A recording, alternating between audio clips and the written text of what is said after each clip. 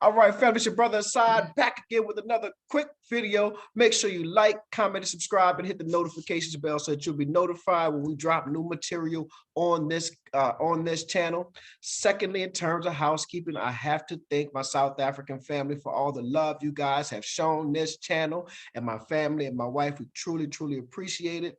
And finally, we want to make sure we thank all the other supporters of this channel. I kind of rushed through my opening statement because I am excited to talk about our guests and talk to our guests. Listen, my wife introduced me to their channel, and I just could not believe that they had an African-American couple traveling the world with their child, going to different places across the continent, even across the world, if I'm not mistaken. And I just thought that's absolutely amazing. So I won't take too much more time, and I'll allow them to introduce themselves. We know them as the Unapologetic Nomads, but we'll let them introduce themselves one by one. Hello, my name is Aaron. My name is Michelle. And I'm Ayla. Yeah. Man, how are you guys doing?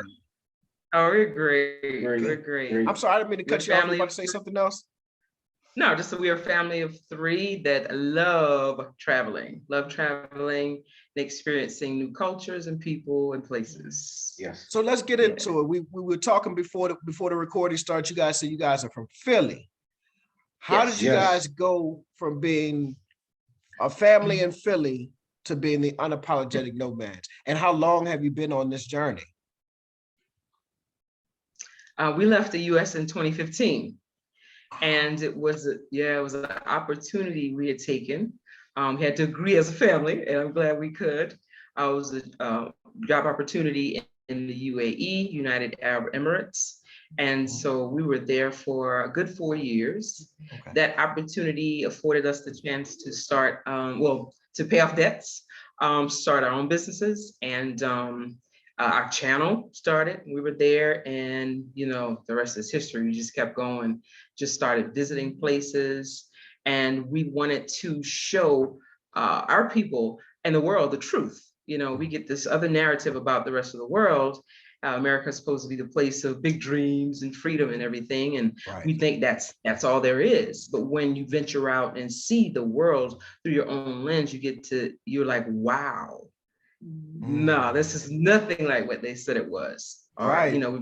Many places, so it's so much more. So many beautiful places.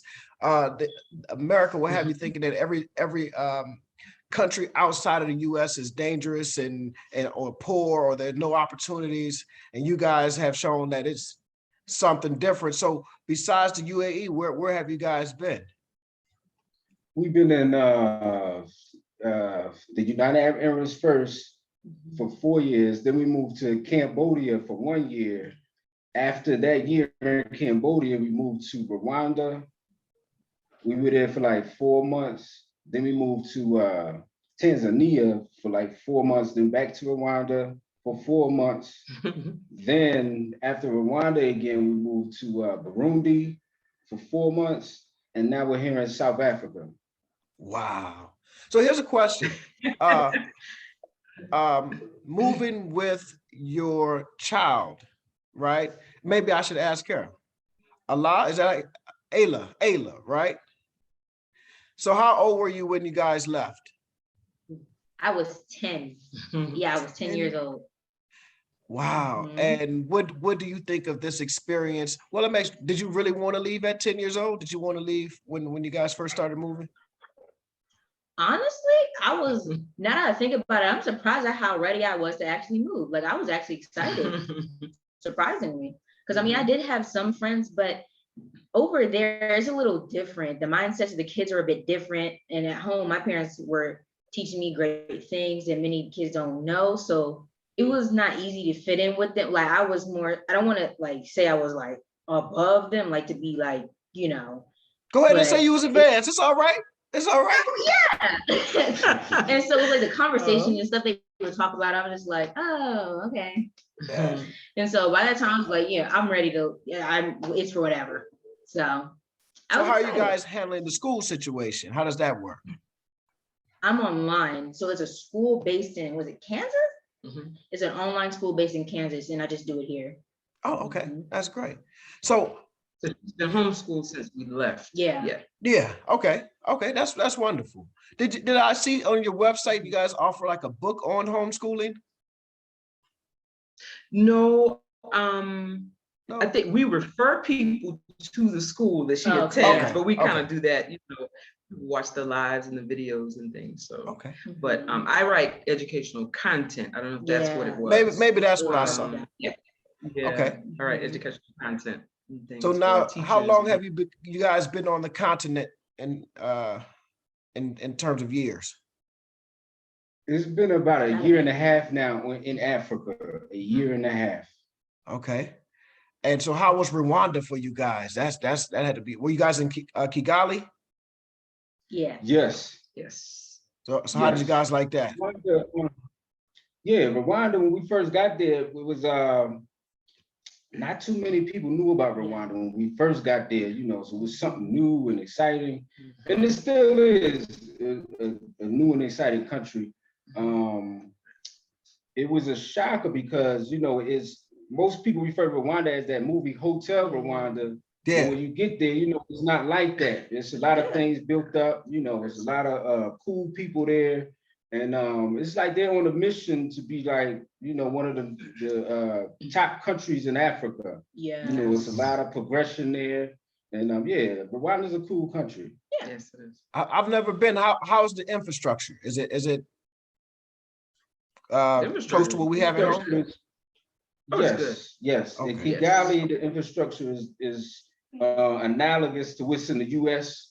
As far as outside Kigali, the infrastructure is still nice, it's still clean. And it's just a lot of areas where a lot of development can happen. Yeah. Okay. And And outside, you have a lot of farmland too. So you have a lot of Yeah. people that farm. Okay. Just like in the South, you got the different regions in the US, the rural, the urban areas. Yeah. So Okay. yeah. Definitely. So then you guys left Rwanda and you said you guys went to Dar, or you went to Tanzania. Were you guys in Dar? Dar, yes. Now I have been to Dar, and I really did enjoy it. In fact, what I really enjoyed was Zanzibar. Did you guys make it to Zanzibar? Yes. Yes. Yes. Yeah. Yes. So tell me about life in Dar es Salaam. Okay. I was go back a little bit because you asked if we went to Zanzibar. Zanzibar was actually our very first trip to the continent. Yeah. So we first touched down the continent. We were still in the UAE. Yeah. And we were, so in between times, not only, the places that my husband named that we lived, we had visited other countries too. So we visited Tanzania first. Yeah. Okay. It's the first country on the continent. And we got there, we were blown away. Like, whoa, Zanzibar is like paradise. It's beautiful. Yeah, I love Zanzibar. You still get a little bit of the historical with the people in the villages, and we got a chance to be with them and talk to them. And that was an amazing experience. And just seeing the farmers and the people doing their thing, it just takes you back in time, so beautiful place. We on a different visit, that's when we went to, fast forward a couple of years later, we touched down, what was that, last year in Dar, our first time in Dar. Yeah. And Dar is like a major city, very, very big. I think over 8 million people. Yep. So there's a lot to see and do. And the beaches, just being close to the beaches and the people, it's an amazing experience. I remember when I was in Dar and I had what I call my Richard Pryor experience. Y'all know about Richard Pryor when he said he first visited Africa and he looked around and he didn't see any N-words. Yeah. Oh. Yeah. Okay. Well, I was in Dar when I had that my own Richard Pryor experience when I realized that my Blackness had been erased, and my individuality had now superseded my Blackness because everyone was Black around me. Did you guys have any similar experience when you guys arrived on the continent? Oh yeah, definitely. Every country we've been to, we pretty much had that moment. Even countries where It's not black people. Like when we were in Cambodia, Mhm. we had that kind of moment because they don't look at you like you're black or you're a nigga or something. You know, you just American. Yeah, it's You know, you American. go to those countries and they're like, oh, the American. You know, that's all it is. Mm. Yeah. Yeah. Okay. So Yeah, they, like they he said, most, no, go ahead, yeah, sister, I'm sorry. most places we've been, people are like, "Where are you from?" Yeah. Nobody Mm. does the, "Oh, are you black?" No, I mean, look at your skin and tell you're darker. You know, Right. it's like, "Where are you from?" And that, I think that first hit me when we were in the UAE. Yeah. To be honest, you know, when we Oh. touched down there, it's like, "Wow, where are you Yeah. from?" Wow. You know, they're intrigued on where you're from. It's not about race. You know? Yeah. And they Yeah. really rolled out the red carpet for us, made us feel comfortable, and Yeah. we had some great times in the UAE. Yeah. Absolutely. Yeah. Absolutely. I'm noticing y'all spend a lot of time in some Muslim areas, UAE and Dar. How is that? I don't want to ask you guys your religion, but how is that being in like these super Muslim majority places? Well, the UAE was the most Muslimish country we've been to. We're not Muslim or anything, but we don't discriminate against any religion. Yeah. No. But from the UAE, that was a big culture shock as far as the Muslim, because you have the the call of prayer or what is The it? Adhan. Yeah, the Adhan. Or coming in the speakers, that was a new experience for a lot of people. Yeah. And everybody dressed in the traditional like Muslim attire. Like the thobes, But as far as Dar, that's not extreme Muslim as probably you would think. Like you can't really even tell. Okay. I went to a nice masjid in Zanzibar. And being Muslim, it was like I felt like it was one of the examples of how and this is my religion, so this may be my own personal opinion, but how it had unified me. Like I didn't have to know anything. I could walk straight into this masjid and know how to pray, know what was going on. I didn't necessarily know what was being said in the Swahili Arabic type mix that was happening, but I knew what was happening. I knew what was going on, and I felt that I could fit in. So I was just wondering about that. So now y'all know this channel is dedicated to my favorite country and on the continent, and that's South Africa. So now you guys in SA. So tell us about SA. How do you guys like South Africa so far? You let Ayla start. We're excited. Whoa. I can say, like, being a nomad, this is my favorite country. Also, this is my favorite country so far, total, personally. Because it reminds me of home. Like the infrastructure definitely reminds me of home. I don't know why people have a problem when we say that usually, but that's just what it reminds me of home. The people, they speak English, they understand because they have similar things they go through. It's like everyone is really nice, really very welcoming, very welcoming. Absolutely. And it's a fun place to be for a teen, actually, because there's a lot to do. And I know the younger generation speaks English, so it'll make it a little bit easier for me to make friends here. So yeah. Yes. For as far as for me, I'm loving the connections we're making. The people are just wow. Very, very nice, warm, even from the airport experience, just the airport, like going through immigration was so super easy. And the gentleman gave us a big smile, welcome. We just felt like, whoa, this is great already, and from there, we just keep meeting nice people, warm and welcoming. We're foodies as well, so the food is great. And it's good to be able to get some seafood now. There's certain places don't have a lot of seafood, so they got the seafood and things we're used to eating. And like Ayla said, there's some places that remind us of home. And it's not saying that we're looking for the U.S. It's just certain things that remind us of where we come from. Yeah, definitely. But overall, the people are a gem. I always say that South Africa's biggest and best resources are the people. These people are something else. They are super duper nice. And I mean, like literally super duper nice. I started doing this, my wife and I started doing this little YouTube channel. And it really wasn't about South Africa at first until we went there in 2019. Then 2020 hit, we decided we were going to move. We enjoyed it that much. But when the South African families discovered this channel, it was a whole nother level. And when I say they emailed me every day, like when we were going and we went in December, the 2 weeks before going, it was like a whole bunch of emails like, I'm going to meet you. I'm going to take you to Bride. I want to meet up with you. I want to take you to lunch. I want to take you to get coffee. Please just meet up with me, you know? And so we did it. And these people were serious. These people are really, really serious. They really show a lot of love. I mean, they have helped us in so many ways, you know, even with the visa process, so much that has taken place just by them saying, hey, man, we appreciate the fact that you like our country, you know? And they really, so they're not faking this. This is really who the South African people are. That is how they get down. So, Brother Aaron, that's what I wanted to ask. I heard them say, you know, what they felt. How did you feel about SA? Or how do you feel about it? Because you guys are still there. Yeah. I believe that the people here in South Africa, they understand our mentality more so than all the other countries we've been to. Not saying that the other countries' mentality is wrong, but you know, by the things that we've been through in our history, South Africa's and the things that they've been through is similar. Yeah. You know, so they understand, you know, as far as being on code and a lot of things we go through, they go through the same thing. Yeah. So and it's interesting because we're in the northern hemisphere, they're in the southern hemisphere, and we have these same kind of things that happened in our past, as well as, you know, what's going on now.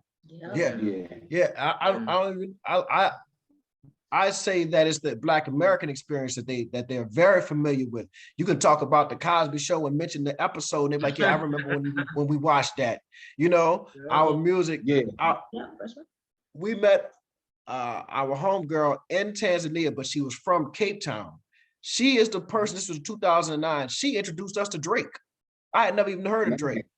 I'm from New Orleans. Wait, this is 2009. Now this is 2009. That's some time ago. I know. But I'm from New Orleans. He signed the Cash Money Records, and I had never heard of this person Drake. And we ride in the car, and she was like, "Hey, you guys don't know Drake?" But I mean, that's how familiar South African people are with our culture. And every time I hear people or talk to people who have been there, like that's what they're so familiar with it. A lot of times when we talk to some of our other brothers and sisters on the continent, we have to give them so much context. When we're explaining our story, right? You don't have to give them that context. When you start talking about our white brothers and sisters, South Africans already know that experience, so they have that understanding or whatever have you. So I heard you guys mention food. So what's your favorite foods out there? Woo. So we've been here what, a little over a week now? Almost 2. Yes, we still, you know, we have to go to a bride. We've been invited already. Somebody's already going to do a bride for us. We'll see how that goes. We let you know. But as far as like restaurants, we did do Ocean Basket, which is they have like mussels and prawns and all these different things. So I love seafood and fish. So far the seafood is really good. Really good. Yeah. Wait, I forgot to ask, are you guys in Johannesburg or are you guys in Cape Town? Johannesburg. Okay. Do you guys plan to make it to Cape Town? Yes. Yeah.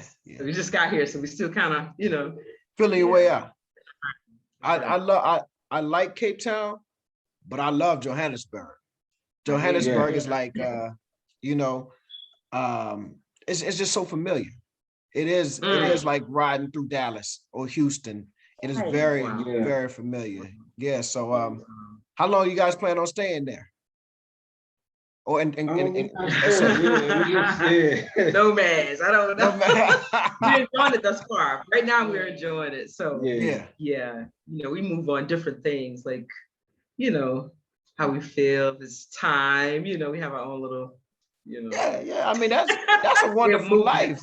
I gotta get right. I'm doing something wrong. I'm doing something wrong. I need to get my life together. So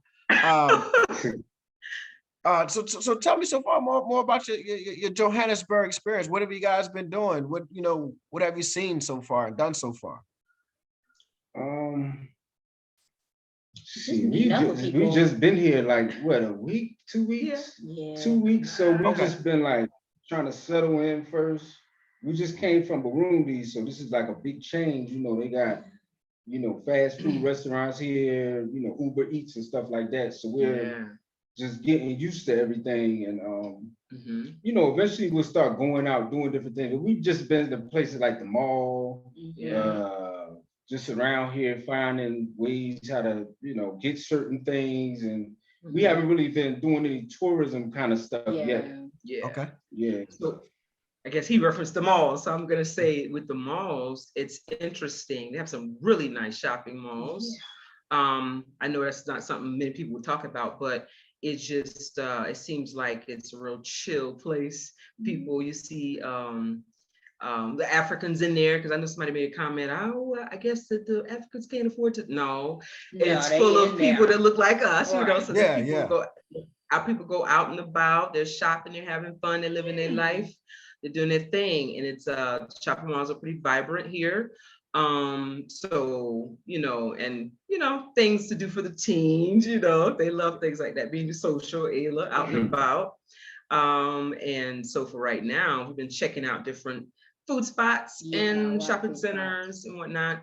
Now we came here before, a couple of years ago. We have been to South Africa. Oh, before. okay. I want to say 2016. Yeah, we came here. It was end of November, November-ish, early December. So it was kind of chilly. I remember it being chilly on certain days for whatever reason. But we were here. We did a lot of touristy things. If you check out the channel, we have videos up of some of the things we experienced. So we've been to Gold Reef City. Okay. Had fun. Oh my goodness. We did the Mandela House in Soweto. The Cradle of Mankind. Cradle of Mankind. Okay. Yes. Okay. Hector Peterson Museum. Yeah. The Right. Apartheid Museum. Yes. Yeah. I think those are. Yeah. Yeah, and those are must-sees, like the Hector Peterson, definitely Soweto, and the Apartheid Museum. How did the Apartheid Museum impact you guys? Woo! I was just like, the nerve of these people. The nerve. Yeah.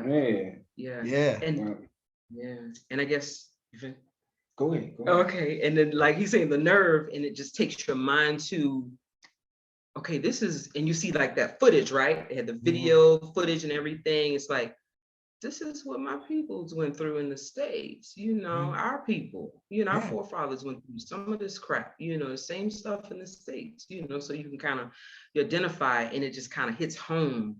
It's like, wow, who would do something like this? You know what I mean? To human beings, so the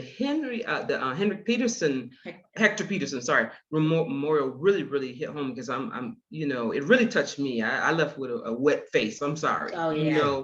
Because just to find out that the children were at the front of revolution. It was the children that were sacrificed themselves for change. That was very powerful, just to see that and to know that. Yeah, I mean, Hector Peterson so was a must. It's a must for people to visit. Yeah.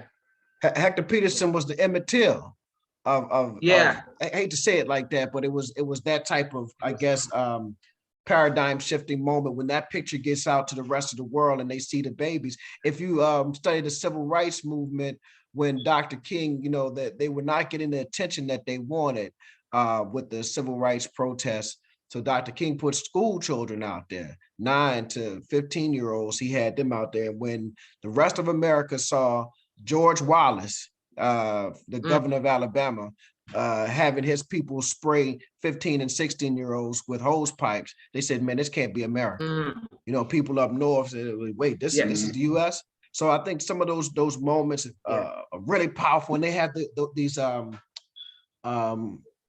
I forget the word I'm looking for, but South Africa has very similar stories that impacted, the entire apartheid movement and impacted the people of South Africa. I want to go back to the mall right quick. I was in Satin City Mall, and people are talking about like, oh, like you said, the Africans are living in village. Man, there's a whole is it a Louis Vuitton store that I saw over there, and they had a whole line outside full of Black folks waiting to get into the the LV store. I'm like, nah, they living different over here. They living different. Yeah, don't get it twisted. They got nice cars. Yes. Very Yes. nice cars too. Very progressive. I do not know what kind of car it was. If it's because I've never had that much money, but I think it's a Phantom truck, like a Bentley.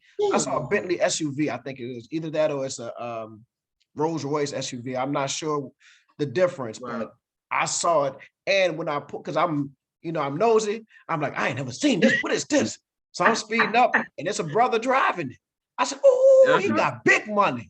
I was like, God, dog. I never, that's Atlanta. When Atlanta was hot, Atlanta type stuff. 1999, 2000, when everything was popping. I'm getting a bad internet connection. I think you guys. I'm back. Okay, cool. Yeah. So, what else? You said you haven't tried the braai, or you have? Not yet. Yeah, not yet. What about we're the invited peri? Somebody's gonna do a braai for us. Yeah, that's great. Soon. What about the peri livers? What is it? Peri livers. It's like it's chicken livers in a special sauce. Oh yeah, you gonna love that. Okay, you gotta try that. I haven't tried. Yeah, it's pretty good. Wow. Yeah, see if I see y'all make a video making with grits, like y'all made like a big facts. So if the peri liver, if you take the peri liver and that sauce, put over grits, it might change your life. It might change your life. December, I probably gained about 15 pounds in 2 weeks, messing around eating South African, all that. They eat a lot of meat, and that peri liver, really changed my life. But I don't want to hold you guys, man. I want to first of all thank you guys so much for participating in this this interview, man. It is just a pleasure to meet you guys. And if you're still there in March, maybe we'll link up, because we'll be back in March. Yeah, we'll be back in March, and we'll be back in June permanently. We're working on our visas and all that good stuff. So yeah, we won't be nomad, but we'll be unapologetic expats. Trying to get out of here, man. Yes, indeed, we're trying to get out of here. So if anything else y'all want to leave with the audience, please let them know where they can find you on YouTube. I'm sure they know where to find you, but let them know. Yeah, I just want to say to all your viewers, Matt, you have great content, by the way, and thank you for having us on your platform. And to those who are just undecided and they want to push the button, go ahead and make your plans. Make your plans and visit places. There's nothing wrong with traveling. We travel too. Black people travel too. So there's nothing wrong with traveling and seeing the world. Don't make you feel bad about traveling and seeing other places. There's nothing wrong with it, because the world is our classroom. I'm an educator and I love learning. So the world is our classroom, and we learn so much from other people, other cultures, and just through travel. Yes. And definitely check out our website at unapologeticnomads.com. You can also check us out on Instagram at unapologetic_nomads. Yes. And also follow me at ALA_THE_artist on Instagram. Man, we definitely look. You guys are such an inspiration. I really do appreciate it. I appreciate watching your journey. My wife was a fan first. I'm a fan now. Stuff that you're doing are changing the lives of Black people around the world. There's somebody watching you. There's a family that's watching you that's going to try to do what you're doing. There's a little Black girl somewhere in Philly or in New Orleans or in DC who will say, man, when I grow older, I want to move around this world. I want to move around and see certain things. You guys are inspiring a whole lot of people, and maybe not even just Black people in general, but we have to have a special consideration for our people, So thank you guys, and please keep doing what you're doing.